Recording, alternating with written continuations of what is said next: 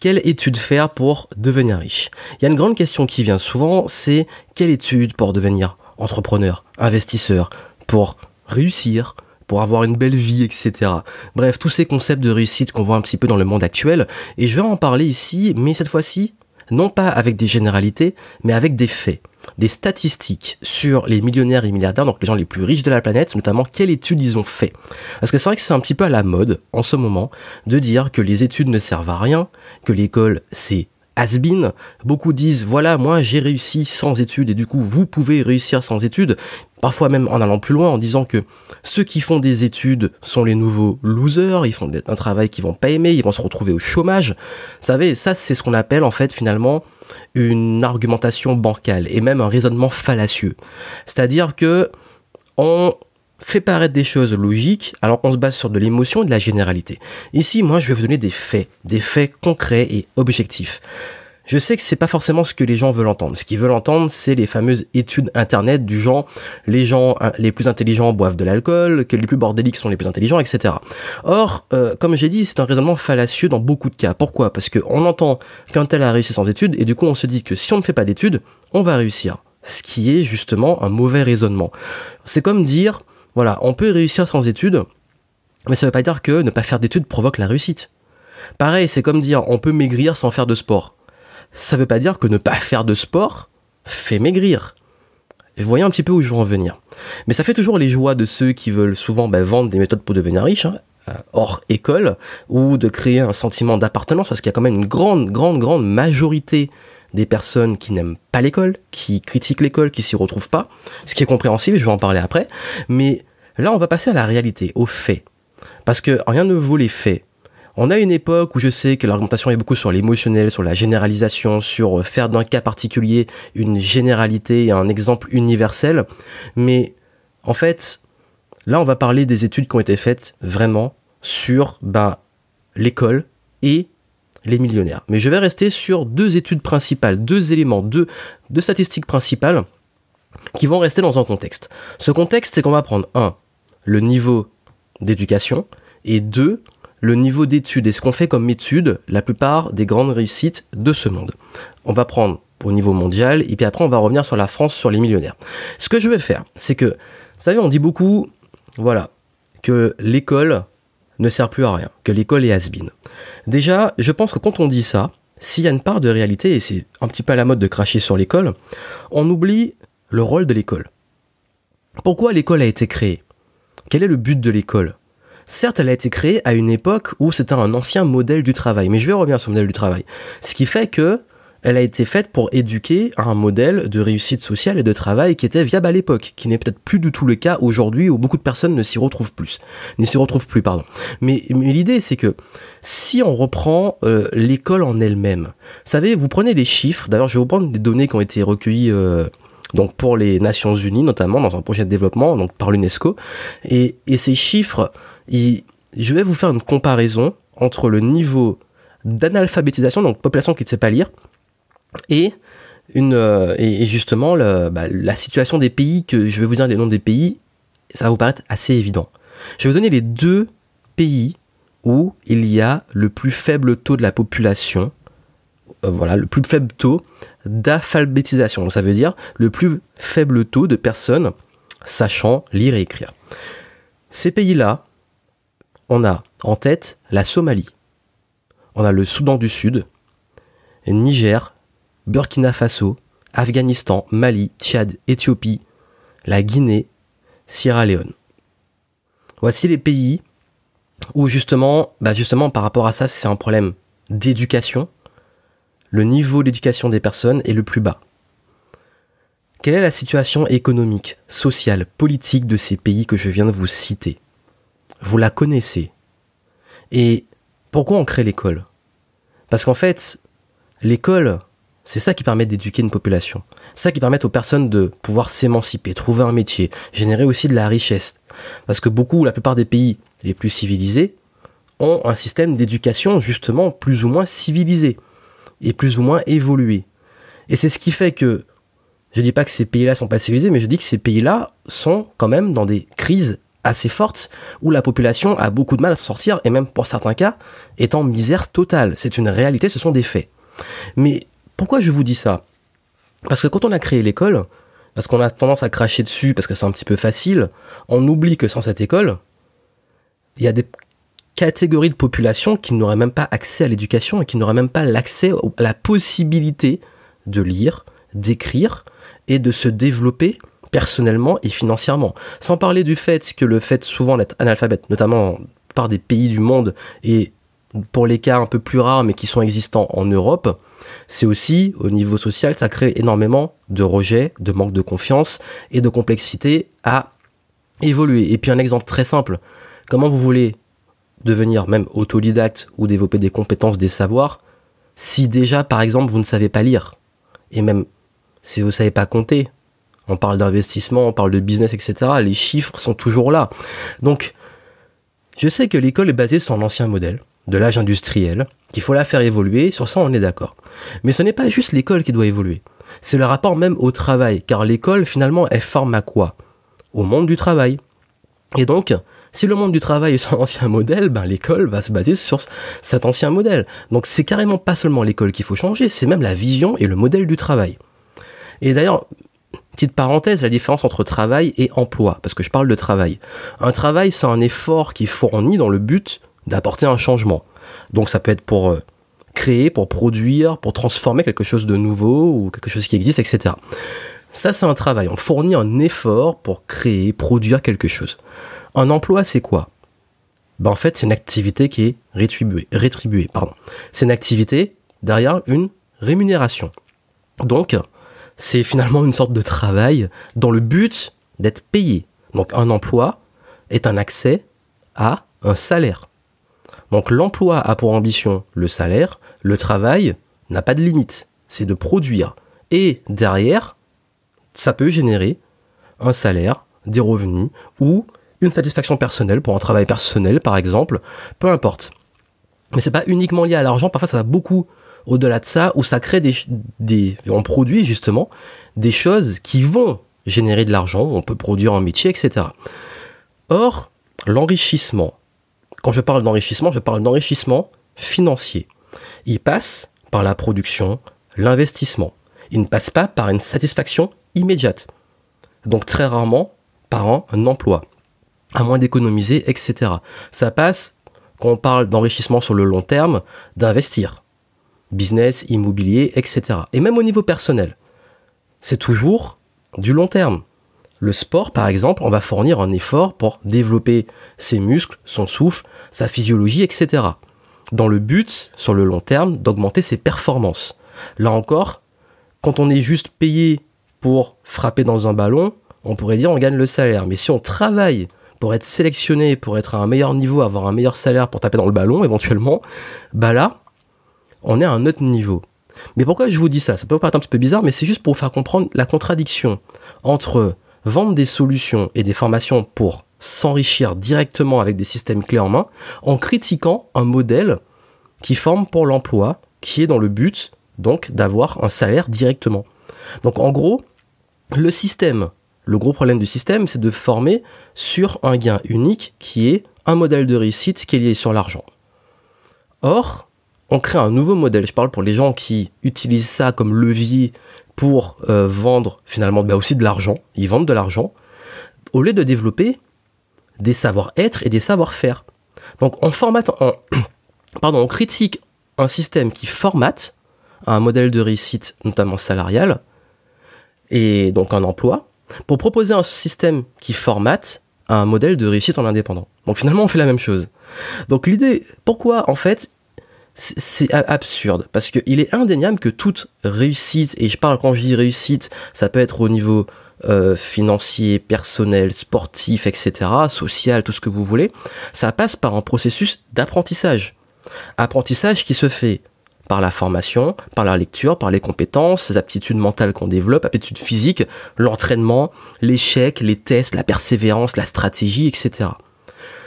L'école donne des outils par rapport à ça, mais ne fait pas tout. Certaines formations aussi. Et certains travaux. Ce qui veut dire quoi ? Ça veut dire que l'école est une partie juste une pièce du puzzle, mais on peut pas limiter juste l'école à ça. Mais le débat, il n'est pas là parce que là, je commence à m'éloigner. Mais je veux juste vous dire un truc, c'est que la réussite économique, sociale, politique est souvent liée à cette capacité à s'éduquer. Et donc, forcément, il sera plus difficile de réussir dans un pays qui n'a pas accès à l'éducation très jeune. Si très jeune, d'entrée, on n'a pas justement les fameuses bases pour pouvoir donc se former, s'entraîner, avoir un état d'esprit particulier et qu'on est plus orienté dès le départ vers de la survie et non du développement, on va dire, personnel et collectif, si notre première mission c'est la survie, on peut difficilement envisager d'aller plus loin. Et pourquoi l'école a été créée, on pourrait dire oui, mais c'est une usine pour créer des gens. Mais quand on voit justement la situation des pays où il n'y a pas d'école, ben on se dit que finalement elle a peut-être son rôle. Après c'est comme tout, c'est ce qu'on en fait. Ça donne des bases, on les accepte pas, on en fait ce qu'on veut, mais les cas concrets de personnes, et en tout cas de façon générale, de façon concrète, il est évident qu'il y a, dans les cas où les personnes ne sont pas éduquées, une plus grande chance de problèmes sociaux, économiques, politiques, etc. Mais on va revenir sur nos sujets qui sont les millionnaires et les réussites entrepreneuriales, entre guillemets. Là, en fait, beaucoup disent, oui, mais ça m'a servi à rien l'école, parce que la majorité de ce qu'on apprend ne sert à rien dans la vie. Déjà, c'est oublier qu'il y a plein de choses qu'on apprend même dans la vie de tous les jours, et même dans notre vie, qui sont parfois inconscientes, qui sont des acquis. Apprendre à compter, faire des démonstrations notamment argumentées en mathématiques, apprendre à analyser un texte, croiser ses sources, se baser sur des faits, le français, et choses comme ça. Forcément, ceux qui zappent ce genre d'enseignement et qui n'en sont jamais intéressés ne peuvent pas le comprendre parce que justement, ils fonctionnent avant tout sur les émotions et pas sur l'intellect, pas la logique. Et ça devient dangereux. Quand on est juste drivé par ses émotions, on est toujours dans la réaction émotionnelle, au lieu de se baser sur des faits, oui, ça devient dangereux parce qu'on devient manipulable. On devient extrêmement manipulable dans le sens où vous vous retrouvez avec des personnes on va jouer avec, justement on parlait de jouer avec les chiffres, on va leur dire un truc ultra émotionnel et ils vont rentrer dedans et ils vont se mettre dans des étapes pas possibles et c'est comme ça qu'on arrive à contrôler une personne ou un groupe de personnes parce qu'ils n'ont pas cet esprit critique, ils n'ont pas ce recul. Et en fait, quand vous commencez à comprendre que vous devez avant tout développer des compétences, donc des compétences comme je dis, des savoir-faire, des savoir-être, etc., pour pouvoir travailler, pour obtenir et atteindre les objectifs que vous voulez, vous changez de raisonnement. Parce que vous comprenez qu'il n'y a pas juste je dois faire ci ou je dois faire ça, c'est vous déterminer quel est votre objectif, qu'est-ce que vous voulez dans la vie, et quel est l'enseignement, quelle est la formation, quelles sont les ressources qui vont vous aider à développer les savoirs pour pouvoir l'atteindre. Vous voulez devenir un champion, je sais pas, de football, vous savez qu'il va falloir vous entraîner et vous entourer de coach, de vous faire recruter, de vous faire repérer, de travailler dur, de vous entraîner dur pour pouvoir un jour devenir footballeur professionnel. Si vous voulez devenir entrepreneur, vous savez que vous allez devoir développer un champ de compétences assez large, des savoir-être, des savoir-faire, des aptitudes, etc. pour pouvoir créer votre business et le développer. Et aussi, vous former sur le temps.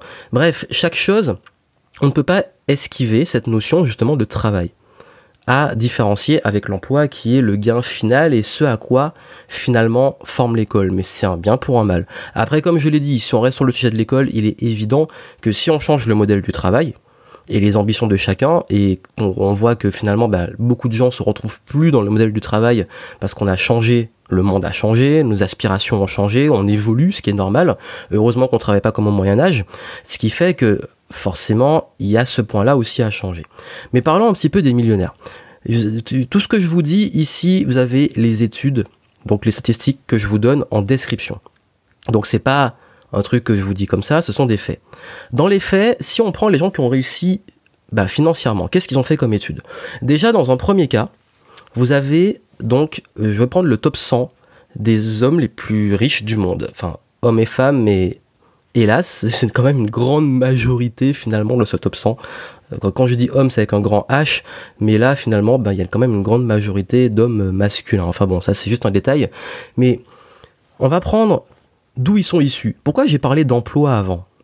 Savez-vous que 53% des top 100 des plus riches du monde ont travaillé avant pour une autre entreprise. Ils ont eu un emploi. Et oui, voilà. Donc, ouais. Donc, finalement, ça fait moins rêver que le truc de partir de zéro. Il y en a 30% qui sont issus d'un héritage.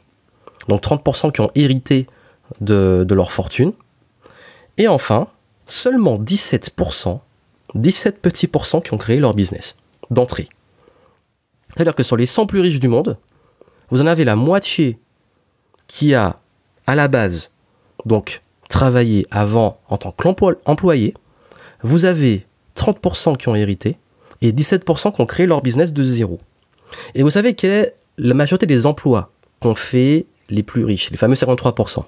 La majorité étaient vendeurs, traders, ingénieurs et développeurs, et travaillaient aussi dans le marketing et la comptabilité. Donc ça veut dire que ces gens-là sont issus quand même du monde ils avaient quand même des grosses compétences en tant que vendeurs, traders pour la partie chiffres, etc., qui sont quand même des métiers, on peut apprendre sur le terrain, mais qui demandent quand même des niveaux de connaissances assez fortes. Et ingénieurs et développeurs, là, il n'y a pas le choix, vous êtes obligé d'avoir des compétences très pointues. Et donc, ce qui veut dire que, déjà, on est sur des domaines, des champs de métiers qu'on peut très bien apprendre et développer de façon à un niveau d'excellence, en tout cas, par exemple, dans les écoles qu'on a en France. C'est juste un exemple. Mais là où je vais un petit peu tuer le mythe et tuer le rêve, c'est que il y en a les 3/4, donc 75%, qui sont diplômés. 75% de ces personnes ont des diplômes. Donc on est loin de dire ceux qui réussissent n'ont pas de diplôme, etc. Non, 75% des plus riches de cette planète ont des diplômes. Diplômes dans les domaines de l'ingénierie, business et de la finance, principalement, un peu du marketing. Mais pour moi, marketing, c'est dans le business. Mais ça veut dire qu'il n'y a qu'un quart, 25%, qui ne sont pas diplômés. Un quart des top 100 des plus riches n'ont pas de diplôme. Donc les cas d'abandon d'études, de business qui démarrent dans le garage, du parti de zéro, n'a jamais fait d'études, etc., c'est finalement, ça représente qu'un quart au niveau mondial. On te parle des grandes fortunes. Je sais que c'est romancé, c'est mis en valeur. Ce sont des histoires dont on parle beaucoup. Mais c'est parce que justement, ces histoires sont exceptionnelles. Ça fait rêver, on s'identifie, mais ça reste finalement une minorité. Et vous savez, en France, c'est pire. La grande majorité des richesses, c'est par héritage, déjà de 1. Mais si on prend les plus riches en France, et là, je vais prendre les Français. Donc là, déjà, le rêve partir de zéro en France, c'est beaucoup moins fort, et même dans les faits. Mais si on prend les plus riches, il y en a pas mal d'autodidactes, donc tant mieux, ça rassure. Mais encore, si on prend les 60 personnes les plus riches, il y a une grande majorité qui ont fait des études d'ingénieur, encore une fois, école de commerce, université. Et les autodidactes, il y en a heureusement certains, mais la majorité ont encore une fois fait des études. Et là, ça montre une chose, ça montre déjà que ces histoires de partir de zéro, etc., c'est assez rare et exceptionnel pour qu'on puisse le prendre comme une réalité du fait que c'est la meilleure façon de réussir. Parce que si on prend les chiffres et les faits, la meilleure façon de réussir, et je ne dis pas que c'est le cas, je dis juste que si on se basait sur les faits et non sur des émotions ou des success stories, les meilleures chances en termes de pourcentage de statistiques de réussir, c'est en faisant des études. Mais voilà, c'est vrai que ces histoires sont inspirantes, elles sont boostantes, et puis comme je l'ai dit, que je le dis souvent, moi j'ai une grande admiration pour les gens qui réussissent sans faire d'études. Pareil, il y a des gens aussi qui disent que ceux qui admirent ceux qui ont fait des études, en se disant aussi, waouh, c'est top que tu aies fait des études. Donc comme quoi, il n'y a pas de... Chacun a sa perception, mais si on reste sur les faits, sur la réalité, tout ce bullshit de, excusez-moi l'expression, mais c'est vraiment ça, c'est de bullshit de marketeurs et de gourous, finalement dans les chiffres, je sais pas qu'ils vous mentent, mais ils se basent peut-être sur leur cas ou sur le fait que ça n'a pas passé pour eux et qu'ils en veulent peut-être au système scolaire, je sais pas. Mais dans la réalité, voici les faits. Et voilà, on peut argumenter longtemps.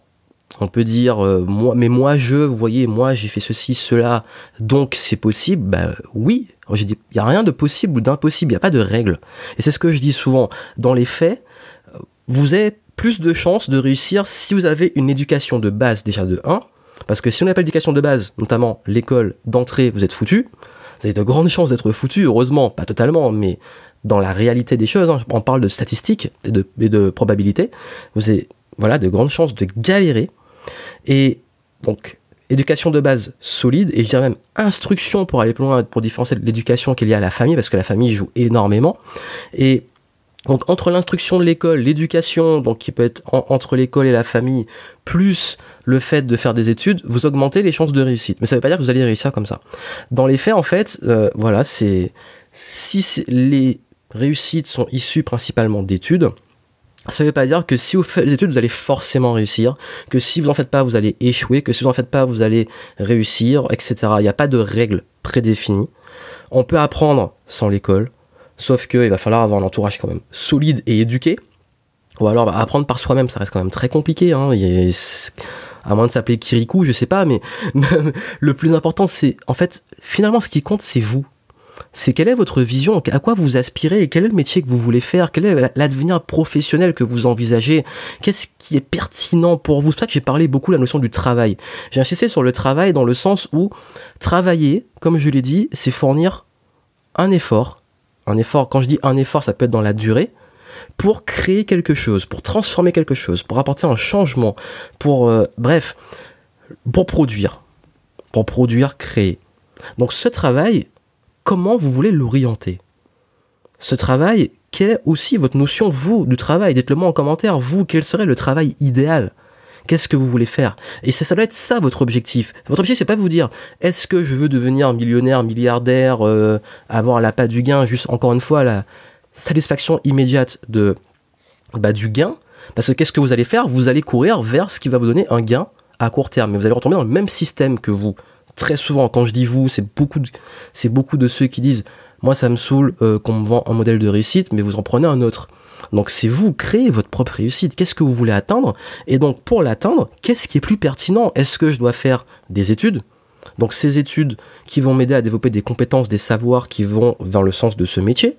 Par exemple, si vous voulez créer, une application, un truc, et que vous voulez le faire par vous-même, vous êtes passionné, c'est sûr que des études de développeurs, c'est génial, mais rien ne vous empêche également d'apprendre en autodidacte. Il y a plein de pays, etc., où, il y a des plateformes comme, Udemy, les trucs comme ça, Coursera, qui mettent en ligne des cours, et il y a énormément de personnes des pays en voie de développement, notamment d'Indiens, etc., qui vont sur ces sites pour apprendre.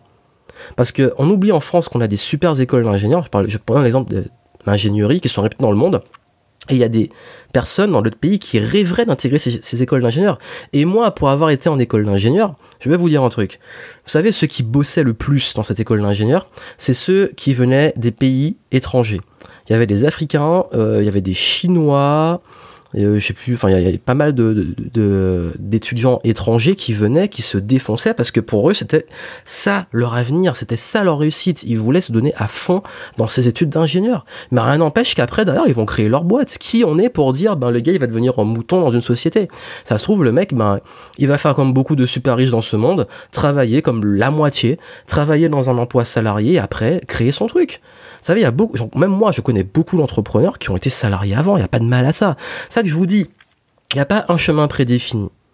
Le chemin le plus courant, oui, c'est études, emploi, créer son business, devenir riche. Voilà, c'est les statistiques. Mais ça n'empêche pas que certains ont créé tout de suite, qui n'ont pas fait d'études, etc. Donc c'est vous, créez votre propre chemin. Arrêtez de vouloir recopier ou dire parce qu'un tel me dit que c'est comme ça qu'il faut faire, c'est ce que je dois faire. Écoutez-vous. Et c'est ça en fait. Et aussi développer un esprit critique. Je sais que ça fait rêver quand on vous dit waouh, vous allez, même si vous n'avez pas de compétences en rien, vous allez réussir. Une fois que vous êtes dedans, vous savez en toute réalité qu'il va falloir développer des compétences. Et si je vais vous donner un conseil, allez vers les ressources, les livres, les formations, les cursus qui vont vous aider à développer des savoir-être et des savoir-faire. Pas des trucs qui vont vous donner le gain immédiat, parce que le gain immédiat n'existe pas. Comme je l'ai dit, le travail provoque finalement. Vous devez produire des choses qui vont générer des résultats sur le long terme. Et les meilleurs résultats sur le long terme, c'est investir en vous, en votre savoir, apprendre à investir, apprendre à maîtriser la finance, apprendre à maîtriser le marketing, etc. Si vous voulez développer un business, apprendre à vous vendre, apprendre à vendre. Vous avez vu, la plupart, ils sortent du trading, de la vente, etc. parce que c'est de l'ingénierie, parce que finalement, c'est des domaines qui sont clés, même en business, pour la réussite. Parce qu'ils ont appris des choses, des savoirs qui leur ont été utiles.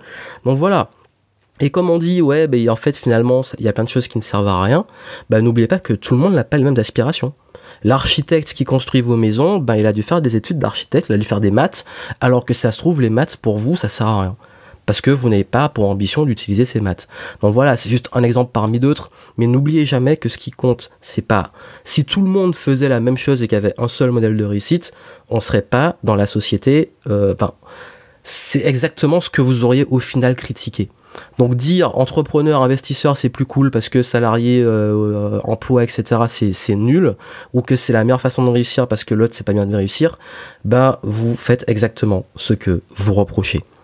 Donc voilà, c'est ce que je voulais partager avec vous. Je voulais remettre les choses à plat, ça me tenait à cœur, c'est un sujet que j'aborde, je crois que je vais l'aborder une fois par an, mais ce que je veux que vous reteniez, c'est vraiment suivez votre voie, suivez votre chemin, faites ce qui est bon pour vous, pas pour les autres. À très bientôt.